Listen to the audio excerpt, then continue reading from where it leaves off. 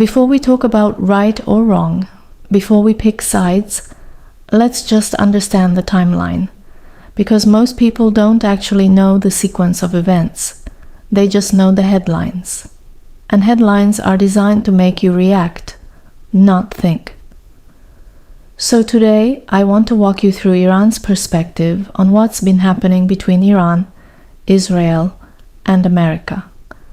Not to tell you what to believe, but so you can actually understand why millions of people see this differently than what's shown on Western media. Let's start with what happened. The assassination of Qasem Soleimani, January 2020. The United States carried out a drone strike in Baghdad, Iraq, and killed Qasem Soleimani, Iran's top military general. Now, whether you see Soleimani as a hero or a terrorist depends entirely on where you're standing. To America and Israel, he was a threat, someone orchestrating attacks on their interests across the Middle East. To Iran, he was a national hero, a leader, a symbol. Here's what's not up for debate. This was an assassination of a high-ranking government official of a sovereign nation. It wasn't a battlefield, it was an airport, and it was done without a declaration of war. Iran's official response? This is an act of war. Days later, Iran retaliated by launching missile strikes on US military bases in Iraq. They were precise. They gave warnings. The goal wasn't mass casualties, it was a message. You crossed a line. We will respond.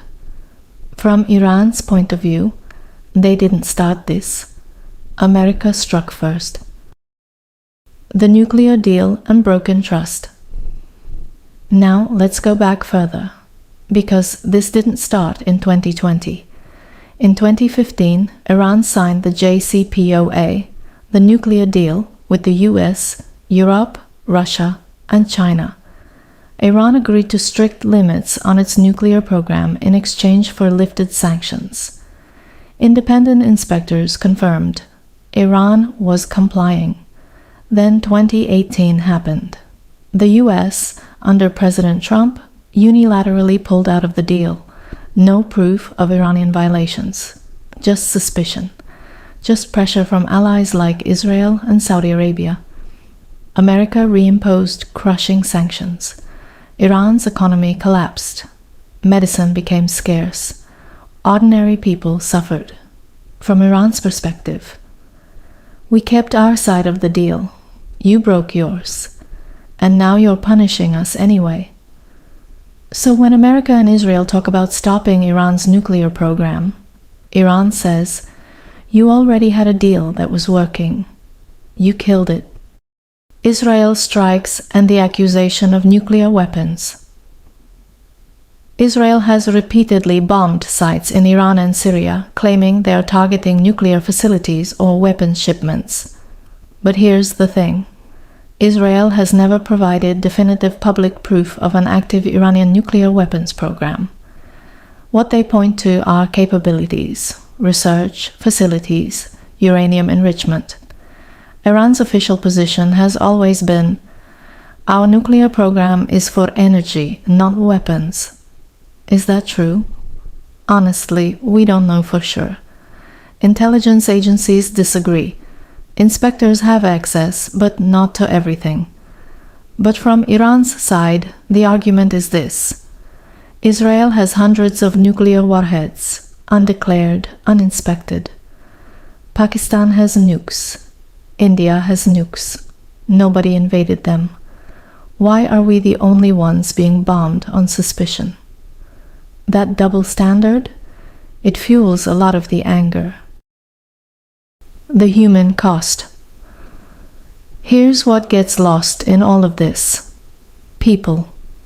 Sanctions don't hurt governments as much as they hurt ordinary people. Families. Kids who can't get medicine because the supply chain is cut off. Workers who lost their jobs because foreign companies pulled out. Airstrikes don't just hit targets. They hit neighborhoods, lives, futures. And this isn't just about Iran. It's Iraq, Syria, Yemen, Palestine, Lebanon, a whole region that's been a battlefield for decades, with superpowers playing chess and regular people paying the price. When you're Iranian, you grow up watching your country being painted as the villain in every story, while foreign powers fund groups in your region, overthrow governments, draw borders that make no sense, and then act shocked when there's chaos. So when Iran pushes back, to them it's not aggression, it's survival. That double standard, it fuels a lot of the anger. 2026. Fast forward to now. The situation has only gotten more tense. Let me break down where things stand and why Iran sees itself as cornered, not threatening. Israel and Iran's shadow war has gone public for years. Israel and Iran fought in the shadows. Cyber attacks, assassinations of scientists, covert operations. But recently it's become open conflict. Israel has launched multiple airstrikes inside Iranian territory, targeting what they claim are nuclear research sites and drone facilities. Iran has retaliated with missile strikes and support for proxy groups in Lebanon, Syria, Iraq, and Yemen. From Israel's view, we're defending ourselves from a country that's openly said it wants us gone. From Iran's view, you've been sabotaging us, killing our people, bombing us for years, and we're the aggressors. America's role: sanctions, support, and military presence. The US hasn't directly gone to war with Iran, but it's doing almost everything short of it. Sanctions are tighter than ever. Iran's oil exports are heavily restricted. The economy is struggling. And America continues to provide Israel with billions in military aid and intelligence support, weapons that are being used in strikes against Iranian positions. Meanwhile, US military bases surround Iran in Iraq, Kuwait, Bahrain, Qatar, the UAE. From an Iranian perspective, imagine this: a country that's thousands of miles away has troops stationed all around us, supports our enemies, and calls us the threat to regional stability. The nuclear question, still unresolved. Iran's nuclear program is more advanced now than it was in 2015, before the deal collapsed. Why? Because from their view, if we're going to be punished either way, we might as well develop deterrence. Western intelligence suggests Iran is getting closer to breakout capacity, meaning they could build a weapon if they decided to. But there's still no confirmed evidence they've made that decision. Iran says, "We're enriching uranium because you broke the deal and left us no choice. Lift sanctions, return to the agreement, we'll comply again." America and Israel say, "We can't trust that. The program has to be dismantled." And so the cycle continues, each side using the other's actions as justification for their own. Iran's position and questions for you. So here's how Iran sees all of this. And I'm not asking you to agree with them. I'm asking you to honestly answer some questions for yourself. Question 1. Who gets to decide who the bad guy is? You've probably heard your whole life that Iran is dangerous, a threat, a terrorist state. But let me ask you, who told you that? Was it your own research, or was it the news from countries that have been in conflict with Iran for decades? Think about it. If Iran controlled global media, do you think they'd be the villain in the story? Or would it be the countries that overthrew their government, funded their enemies, and bombed them for years? I'm not saying Iran is innocent. I'm asking, have you ever heard their side, really heard it, before deciding? If this happened to your country, how would you react? Imagine this. A foreign government helps overthrow your elected leader in 1953 because they don't like his policies. They install someone who's brutal but follows their orders. Decades later, they fund your neighbor in a war against you. 500,000 of your people die. Chemical weapons are used. The world stays silent. Then they make a deal with you. You agree to limits, international inspections, everything. And they break it, pull out, punish you anyway. Then they surround your borders with military bases and call you the aggressor. Now be honest. Would your country just accept that? Or would it fight back? Would you call your country's resistance defense, but Iran's resistance terrorism? Why is it okay for some countries to have nukes, but not others? Israel has hundreds of nuclear weapons. America has thousands. Russia, China, France, UK, Pakistan, India, all confirmed nuclear powers. None of them let international inspectors see everything. None of them are being bombed or sanctioned for it. Iran says their program is for energy. Maybe that's true. Maybe it's not. But here's my question for you. Who decided that Israel can have 200 nukes in secret, and that's fine? But Iran can't even enrich uranium without being called a threat to the world. Is the fear really about weapons or about who has power? And let's go further. If you were Iran and you watched what happened to Iraq, invaded after giving up weapons, Libya, Gaddafi killed after giving up his program, would you give up your only leverage? Honestly? Question 4. What do you actually know about sanctions? We're told sanctions are a peaceful way to pressure governments. But let me ask you something. Do you know what sanctions actually do? They don't hurt the government officials. They hurt normal people. A grandmother in Tehran who can't get her heart medication because pharmaceutical companies pulled out. A father who can't afford food because inflation destroyed the currency. A teenager whose future disappeared because businesses shut down. The leadership? They're fine. They have everything they need. So ask yourself, if punishing millions of innocent people doesn't change the government, what's the point? Is it justice? Or is it just cruelty with a polite name? And if your country was being starved by sanctions, wouldn't you be angry? Wouldn't you support anyone who promised to fight back?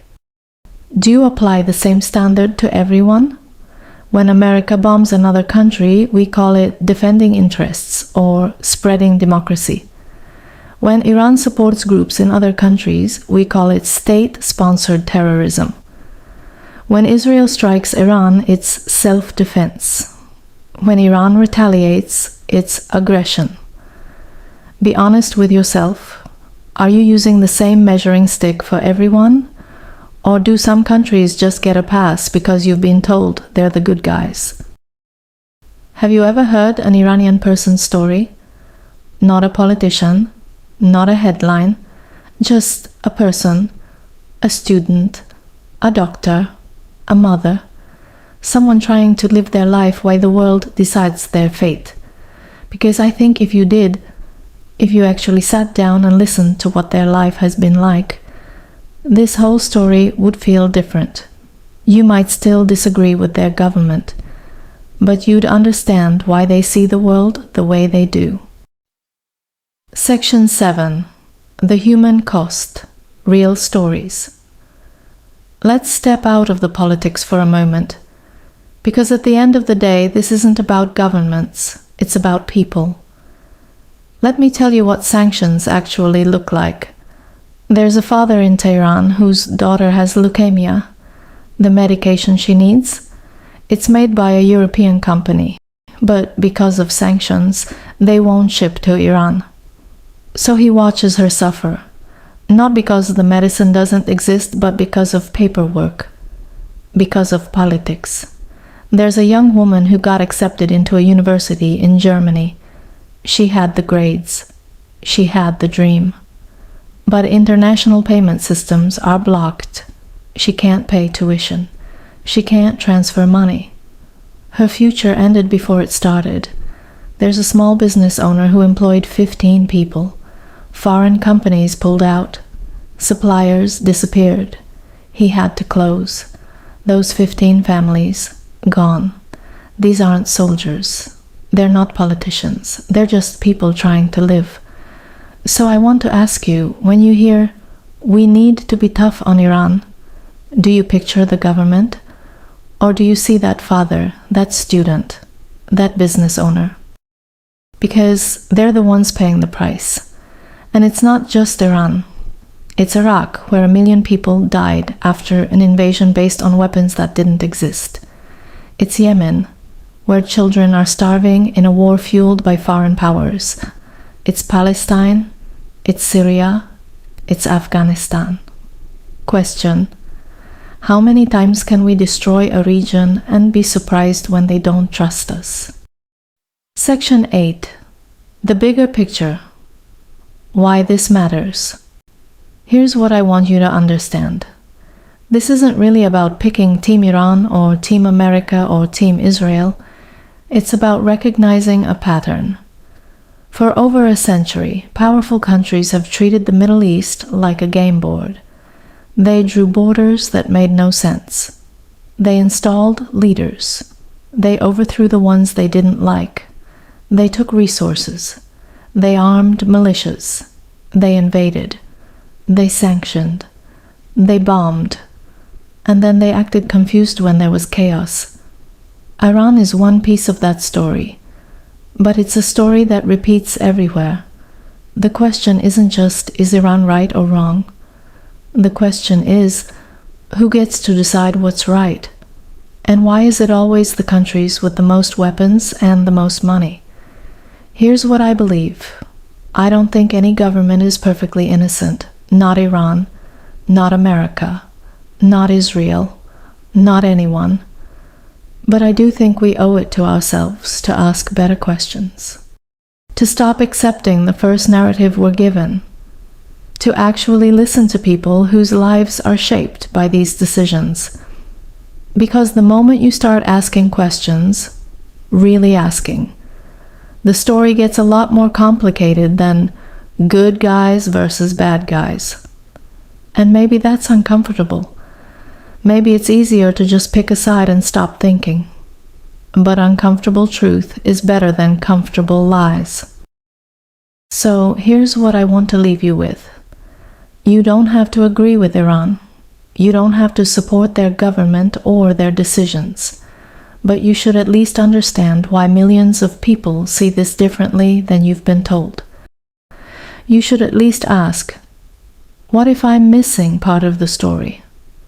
What if the villain in this story has reasons I've never heard? What if the hero in this story has done things I've never been told about? Because the truth is, this conflict didn't start with a missile strike. It started decades ago with decisions made by people who are long gone, and the consequences are being paid by people who had no choice in any of it.